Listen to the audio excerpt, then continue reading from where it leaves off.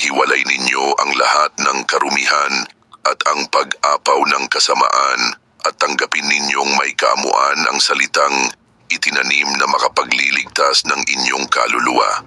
Datapuat maging tagatupad kayo ng salita at huwag tagapakinig lamang na inyong dinadaya ang inyong sarili, sapagkat kung ang sinuman ay tagapakinig ng salita at hindi tagatupad, ay katulad siya ng isang tao na tinitingnan ang kanyang talagang mukha sa salamin,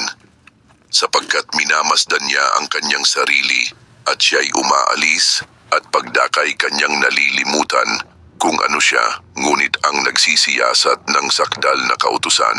ang kautusan ng kalayaan,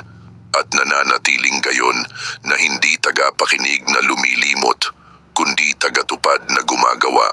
ay pagpapalain ang taong ito sa kanyang ginagawa